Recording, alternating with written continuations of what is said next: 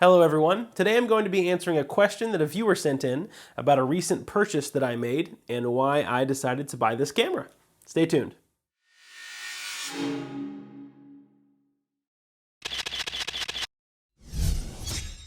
Welcome back everybody. My name is Eric Marks with FindingMiddleEarth.com, and today I'm going to be answering a viewer's question. This viewer is named Jesus Rodriguez, and he made a great observation in my last video and asked a great question.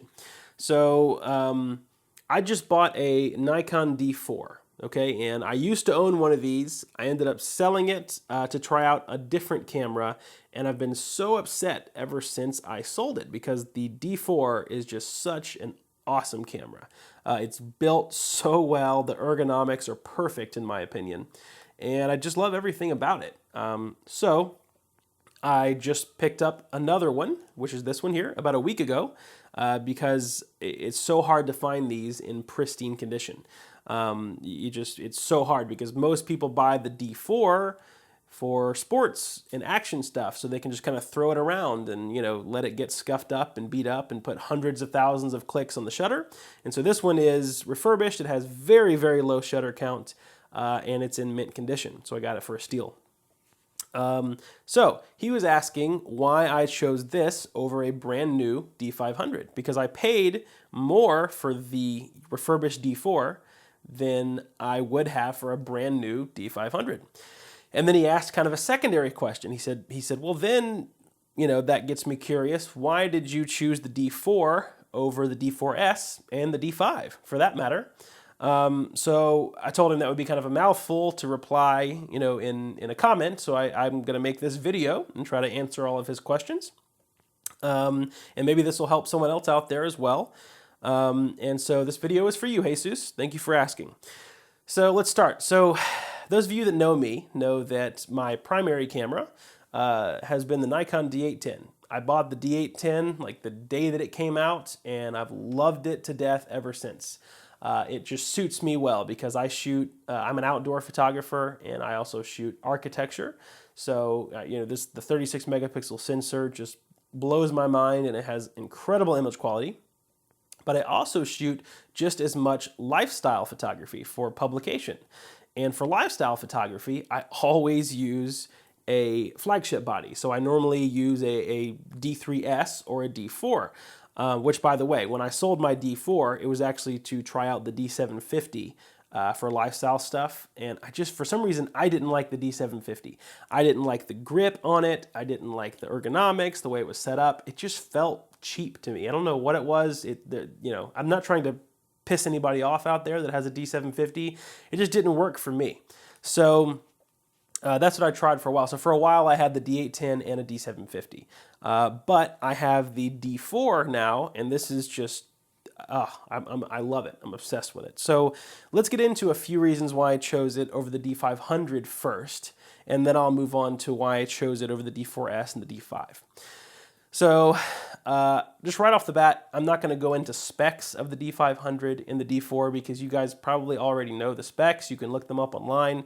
The basics are that this is a 16 megapixel camera full frame, and the D500 is a cropped sensor camera and 20 megapixels. Okay, so yeah, sure, the D500 is a little more high resolution. That's fine. You get 4 megapixels. Here's the thing. Right off the bat, I'm willing to admit the D500 in low light autofocus is going to beat this by a hair, okay? But it's by a hair. It's not a lot. Now, the D810 is not amazing in low light autofocus. So the D500 is going to just, you know, run over the top of the D810 when it comes to low light focus acquisition. But the D4 is kind of made for low light focusing and continuous focusing.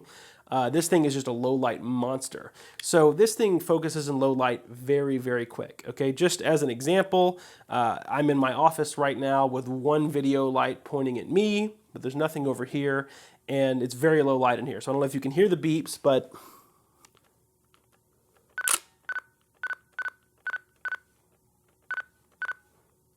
I mean, I'm just pointing it all over the room at random objects and books on my shelf. And I mean, you can see, it just locks on so fast. So that's not like a real world test. I just wanted to show you because it is very quick. So this D4 is not like, you know, worlds behind the D500 when it comes to focus. The biggest upgrade to the D500 is that it's way better than its old successor, old predecessor, which is the D300s. So yes, it's miles better than the D300s, but in the D4, they're very comparable when it comes to low light focus. Okay, I've used the D5 and the D500 now in my local camera store. I know the guys there, and they let me take it around the store and do a bunch of tests. And they actually had a D4 there at the time, a used one. And so I was like, hey, this is perfect. I'm going to actually kind of put the D4 and the D500 head to head. So I asked a couple of the employees of the store if they could kind of run back and forth down this little walkway. And I was able to kind of continuous autofocus, and they let me take the files home. So I kind of pumped the shadows and, you know, cranked down the highlights and did my regular little tests. And I will tell you this, when it comes to just straight up shadow detail and dynamic range, I don't care what the specs say. I don't care what all these websites and DP Review say. I don't care. I'm telling you, I've seen them with my eyes, because that's what I base things off of. I base things, you know, my style and the way that I look at the files. The D4 is superior than the D500 when it comes to dynamic range and when it comes to shadow detail. I don't know the exact specs on the D500 as far as the dynamic range difference between the D4 and the D500, but I can tell you this, the D500 probably does have, on paper, better dynamic range than the D4. But the detail that it retains is way better on the D4, which is ironic because it's 4 megapixels less than the D4, but you're gaining that image quality of the full frame sensor. Okay, so that's the first thing. Shadow detail from the D4, way better than the D500. Number two, if you've watched any of my videos, you know that I love to print, okay? And so when you're talking about a cropped sensor body in 20 megapixels on the D500, you're talking about 16 megapixels on a full frame sensor still gives you better quality pixels, okay? I'm not gonna go into like the science behind that, but it's real simple. Full frame is always going to give you better image quality and better scalable pixels. And when I say scalable, I mean before you print, you typically up-res your photos in Photoshop. You kind of scale up the pixels and make them, you know, whatever dimensions you need to make them for printing. So if I printed a 20 by 30, let's say, from a D4, I could probably view it 1 inch from my face and it could look incredible, which I have done that before. I've printed 20 by 30 from a D4 and it looks incredible. But if I printed 20 by 30 from a D500, it probably wouldn't look incredible 1 inch from my face. I'd probably have to keep it a couple of feet, you know, 2 or 3 feet away. And that's not saying that the D500 is horrible. I'm just saying for what I like to do, I like to print, I like to have maximum image quality. But at the end of the day, if I need to make a huge print, we all know that I'm going to go to the D810 because we have the 36 megapixel sensor. But I do like to have the option to print with my D4, and I've printed big with the D4 before, and it's incredible. Okay. Second, I know that the D500 goes up to a very high ISO range. Okay, goes up to like ISO 1.5 million or something like that. I don't know the exact, again, I used to when it first came out, but it goes up to something crazy. This tops out at about 204,000, okay? However, this camera is usable up to 51,200 ISO. And the term, I hate the term usable ISO because it means a different thing to different photographers, but usable to me means if there's noise in the file and it's removable in Lightroom, you know, by moving the slider without just making the entire photo blurry, I call that usable. There's a lot of people that, you know, think noise is attractive and it gives you kind of like the film look, and they call it usable if it's like ridden with noise and you still can't really fix it. So I consider it usable if I can fix it in Lightroom or Photoshop. So just keep that in mind so that you know. 51,200 ISO on this is still very clean after you clean it up. There's still almost no noise in this camera at ISO 12,800. I mean, the files are insanely clean. On the Nikon D500, you start seeing noise around 6400 and up. They're still usable, for sure, but they're not as clean and they don't retain as much detail as the D4. So there's another reason, okay? The ISO detail. Pushing those high ISOs, full frame sensor is still going to give you that advantage. And the other reason, honestly, is just ergonomics and build quality. This camera, you can hammer nails with it. I mean, this thing is just built to handle anything.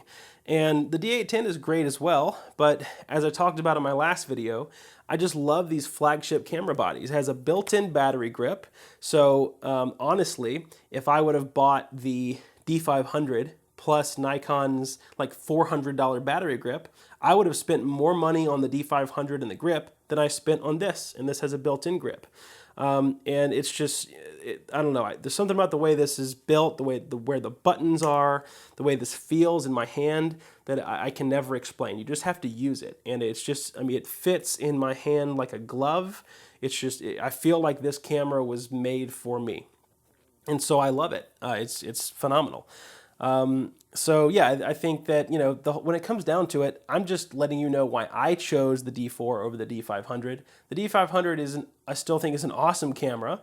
It's still, I think, going to go down as a legendary camera in Nikon's arsenal because it's a crop sensor that it shoots 10 frames per second, great ISO capability for a crop sensor, and it's got good image quality. But when it comes to just raw image quality, full frame is still better. And by the way, this still does 10 frames per second. So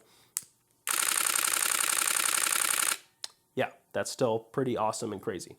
So yeah, I use this mainly for lifestyle photography. And there's a lot of people that say, Eric, do you use D4s and, 12 megapixel cameras and 16 megapixel cameras for landscape? That's unheard of. If 90% of your work is magazine publication or posting online, you could use an 8 megapixel camera for landscape. It really doesn't matter. I mean, you're not going to be able to see 36 megapixels worth of detail on Instagram, or on a website. It's just not going to happen. All of my photos get scaled down significantly when it comes to my website, or else my server would kill me. So keep that in mind. When you're getting these high resolution cameras, you're really getting them for future capability, for printing and cropping and things like this. So that's kind of the main reasons why I chose this over the D500. Excuse me. So now let's do why I chose this over the D4s and D5. I'm not going to talk a lot about the D5 because I think it's quite obvious. I just hate the D5. I don't know what it is about the camera. It doesn't feel right. It feels cheap. The battery compartment, like the lower half of the camera, is plastic. It's not magnesium like this is. It's full magnesium alloy body. I think they just kind of cheaped out on the Nikon D5. Also, the D5 has, 4 more megapixels than this. That really doesn't bother me because, again, if I'm looking to print large, I'm going to go back to my D810. So now we're talking about, basically 4 megapixels, maybe 2 or 3 stops better. I'd say maybe 2 stops better with ISO capability on the D5. And then, of course, we have the, touch screen and snap bridge. All that I don't really have to have, And then, of course, we're talking $6,500 when I got this for under $2,500. So, I can't justify that price when it's not worlds better than my D4. So I think the comparison with the D5 is pretty obvious because I'm not a big fan of the D5. Those 153 focus points on the D5, really, to be 100% honest with you, they're not any faster than the focus points on the D4. I didn't notice any difference as a matter of fact, because the 153 focus points on the D5 isn't a full frame sensor, so the points aren't side to side. It's still kind of the same rectangle you get with these. I'm sure the continuous autofocus is a little better than the D4. That's fine. But on the D500, because it's a crop sensor, those 153 AF points cover most of the sensor, so it's great. So I still think the AF on the D500 is wonderful. Excuse me again, I don't know what's going on. There's still tons of pollen and allergy, a bunch of crap outside that's making my allergies go crazy. So now let's talk about the D4s, because that was Jesus, his last question. So the D4 and D4s are actually really similar. All of the S models are actually really similar. So if you want the easiest example and easiest comparison, think about your iPhones, right? The iPhone 4 and the 4S, 5, 5S, 6, and 6S. What was really that different about them, right? There are some big differences, but I don't think it was enough for me to ever sell my iPhone 6 and get 6S or 5 and 5S. I always like to go to the complete number jumps, right? When this turns into the D5 or D6. However, in this case, the D5 was a stinker in Nikon's lineup, so I'm gonna have to wait for the D6 and see what that offers. But honestly, specs-wise, the D4s was the same megapixels. It had a little faster processor, so the buffer was a little better, and then you got about one stop better low light capability. But again, I can shoot this comfortably at 12,800 and with some Lightroom touch-ups all the way up to 51,200. I really don't need any more than that. I could even be a full-time wedding photographer with this setup. I mean, if I have a black rapid strap that carries 2 cameras, so I could have my D4 hanging on my side and my D810, and I mean, I'd be, more than comfortable to become a professional commercial wedding photographer with this setup. I mean, this is a great camera. So, even with the D4s, they say, oh man, the D4s is like the ultimate wedding setup. Well, think about this. Like 3 or 4 years ago, the D3s was the ultimate wedding setup. Things don't change like that. Just because new technology is marketed differently, don't think that it's, don't fall a prey to it. Even in this year, 2016, the D3s is still an awesome wedding camera. It's 12 megapixels, but it's got great low light. So, I'm probably going to keep this for another couple of years. It's a wonderful camera. I'll always choose what I know to be the best camera for me and what will be the most reliable camera for me over the newest technology. And again, that's not to say, I don't want to piss anybody off, that's not to say that the D500 is, less of a camera than the D4, because I'm not saying that. It's just, for what I do and for the price, I'm always going to choose something like this over the newest technology that's, just a couple $100 less or more or whatever. Because this, just a couple years ago, was a $6,000 body. And unfortunately, these things drop in price like crazy when the newer models come out. So it's unfortunate for the resellers, but it's very fortunate for the buyers like me. So yeah, those are just some of the reasons. I'm sure there's more. If I think about it, I'll write you back, Jesus. But those are just some of the reasons why I chose the D4 over the D500 and D4s and D5. So if anyone else has any other questions out there or wants a comment answered via video, feel free. I love doing this stuff. You guys just keep giving me more video ideas, so it's great. So thank you guys so much for watching. Everyone have a great week, and I will see you in the next one. If you would like to stay up to date on all of my latest photography videos and adventures, click the big subscribe button below. And if you would like to find out more about me and how to become a great photographer, visit my website at findingmiddleearth.com.